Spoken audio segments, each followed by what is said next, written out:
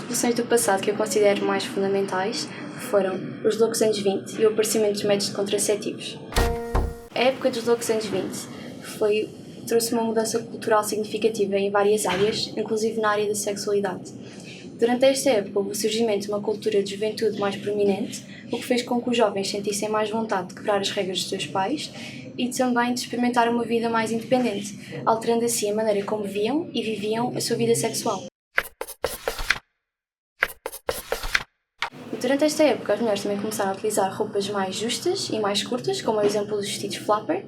Começaram também a utilizar mais maquilhagem e o batom vermelho deixou de ser visto como um símbolo de uma trabalhadora sexual e passou a ser visto como um símbolo de empoderamento feminino. Durante esta época, houve também o aparecimento do cinema e de outros meios de comunicação que tiveram um papel crucial para esta revolução, já que foram eles que retrataram e exploraram temas que na altura eram considerados tabu. Uma das primeiras revoluções que foram importantes para a sexualidade foi exatamente nos anos 60, com o aparecimento da pílula contraceptiva, não é? Até aí as mulheres, enfim, não tinham um método que as protegesse de uma gravidez não desejada e, portanto, com essa introdução no mercado americano e depois um pouco por todo o mundo, as mulheres passaram a ter muito mais liberdade sexual, que era um fator fundamental. Atualmente, conseguimos observar que há um maior número de utilizadores e também uma maior diversidade no que toca aos vários tipos de métodos contraceptivos, indo de métodos hormonais, como é o exemplo do implante contraceptivo, até métodos não hormonais reversíveis, como é o exemplo do preservativo.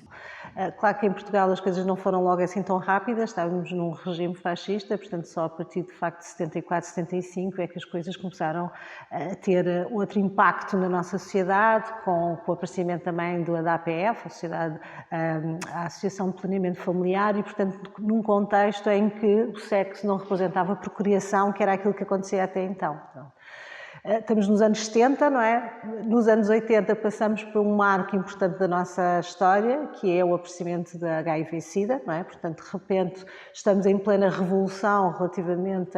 à possibilidade de ter sexo sem ser por fins procriativos e, de repente, abate-se, enfim, a pandemia do HIV-Sida. Outro aspecto que é importante é o aparecimento do Viagra. O aparecimento do Viagra traz aqui um novo modelo de olhar para as disfunções sexuais masculinas, nomeadamente as questões de que se falava, da impotência, a palavra errada, portanto uma disfunção erétil, e com este medicamento os homens passam a poder ter uma ereção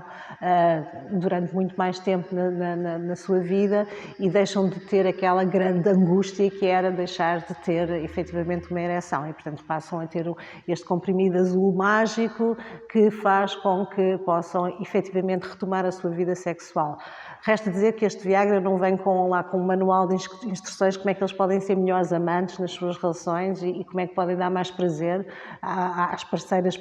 Mas pronto, mas isso é outros tantos.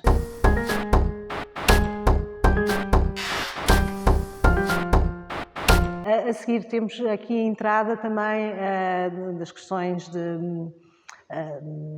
enfim, das situações, nomeadamente em Portugal, das várias regulamentações e leis que se alteram, o casamento de pessoas do mesmo sexo, a possibilidade da IVG, portanto, a partir de certa altura já não é criminalizado o aborto e, portanto, isso também é um passo importante em Portugal. E temos aqui a revolução que eu diria que é da internet, não é? O aparecimento da internet, a construção de novos modelos de relações que se fazem sem ser de uma forma presencial, o sexo à distância, a masturbação, a pornografia e que nos traz também uma outra forma revolucionária, chamemos assim, dos relacionamentos que até agora tinham outra consistência. Portanto, digamos que desde os anos 70 até a atualidade existe de facto aqui momentos chaves, não é, que fizeram com que, por um lado, houvesse a libertação feminina, por outro lado,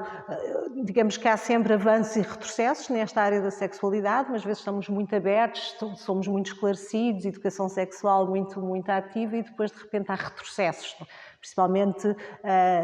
tudo o que tem a ver com ideias mais conservadoras, mais puritanas, mais desiguais entre homens e mulheres e, portanto, sempre que isso acontece, tudo aquilo que são os direitos adquiridos são abafados, existe essa tentativa de os aniquilar e, portanto, nem sempre é certo quando adquirimos direitos que eles vão ficar eternamente e, portanto, temos de estar sempre a lidar e a lutar pelos direitos e pela democracia de forma a que as coisas evoluam, não é?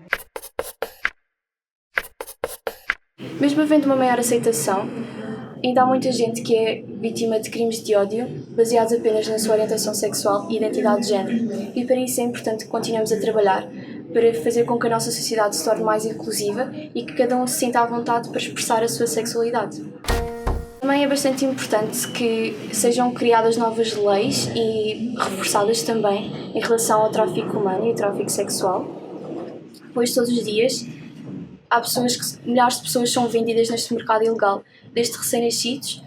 até pessoas mais velhas. Apesar de todas as revoluções relativamente à libertação sexual feminina, à questão da igualdade, do consentimento, de relações igualitárias, o que é certo é que no contexto clínico que eu vejo é que, independentemente da idade, mais jovens ou mais pessoas mais adultas continuam a não ser capazes de dizer que sim quando querem verdadeiramente ter sexo e não quando verdadeiramente não querem ter.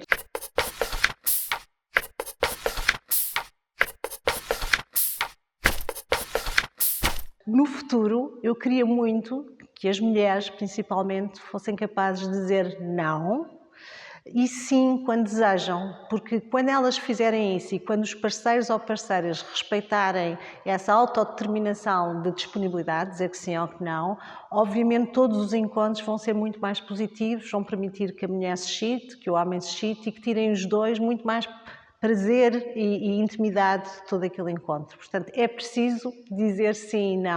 e sim e não são duas palavras positivas. O nim é uma coisa que não faz sentido.